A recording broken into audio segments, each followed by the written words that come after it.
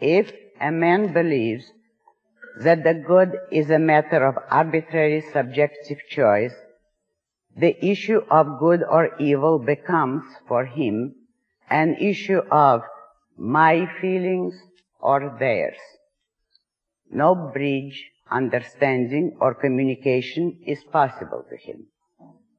Reason is the only means of communication among men, and an objectively perceivable reality is their only common frame of reference.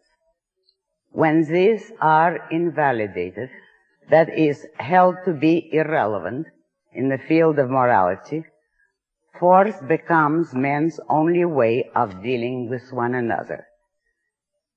If the subjectivist wants to pursue some social ideal of his own, he feels morally entitled to force men, quote, for their own good, unquote, since he feels that he is right and that there is nothing to oppose him but their misguided feelings. Thus, in practice, the proponents of the intrinsic and the subjectivist schools meet and blend. It is doubtful whether anyone can hold either of these theories as an actual, if mistaken, conviction. But both serve as a rationalization of power lust and of rule by brute force, unleashing the potential dictator and disarming his victims. The objective theory of values is the only moral theory incompatible with rule by force. Capitalism is the only system based implicitly on an objective theory of values, and the historic tragedy is that this has never been made explicit. If one knows that the good is objective, that is, determined by the nature of reality, but to be discovered by man's mind, one knows that an attempt to achieve the good by physical force is a monstrous contradiction in terms, which negates morality at its root by destroying man's capacity to recognize the good, that is, his capacity to value. Force invalidates and paralyzes a man's judgment, demanding that he act against it, thus rendering him morally impotent. A value which one is forced to accept at the price of surrendering one's mind is not a value to anyone. The forcibly mindless can neither judge nor choose nor value. An attempt to achieve the good by force is like an attempt to provide a man with a picture gallery at the price of cutting out his eyes. Values cannot exist, cannot be valued, outside the full context of a man's life, needs, goals, and knowledge. The objective view of values permeates the entire structure of a capitalist society. The recognition of individual rights implies the recognition of the fact that the good is not an ineffable abstraction in some supernatural dimension, but a value pertaining to reality, to this earth, to the lives of individual human beings. Note the right to the pursuit of happiness.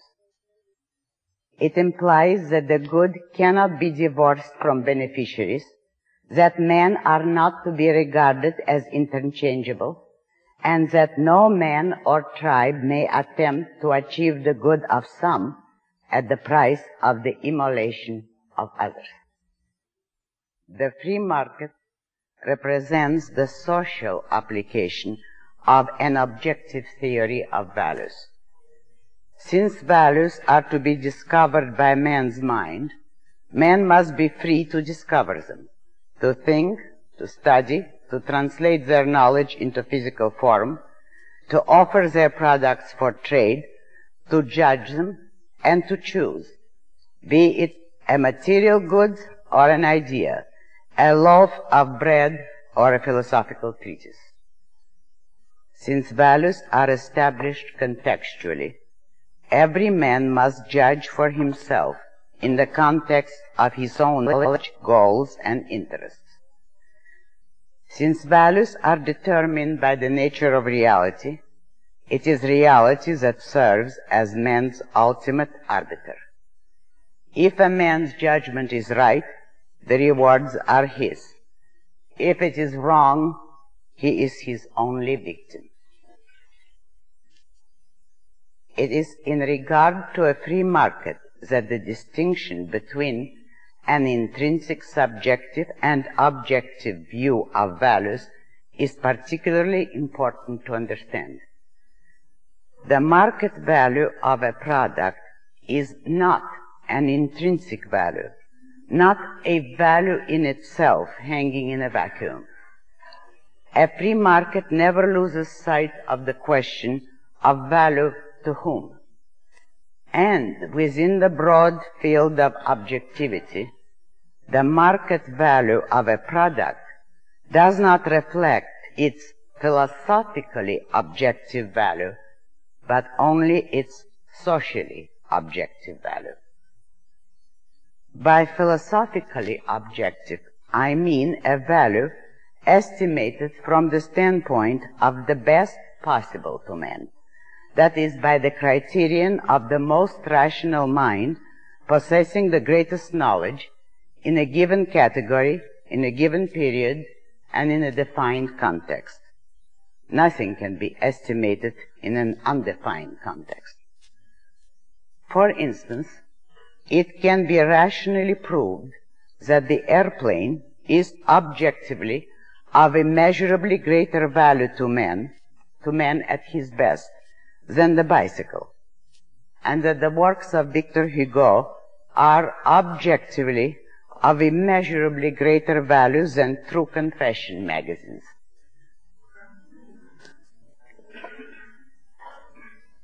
But if a given man's intellectual potential can barely manage to enjoy True Confessions, there is no reason why his meager earnings, the product of his effort, should be spent on books he cannot read, or on subsidizing the airplane industry if his own transportation needs do not extend beyond the range of a bicycle.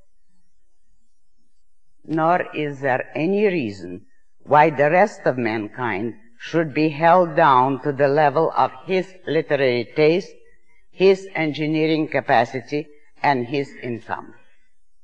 Values are not determined by fiat, nor by majority rule.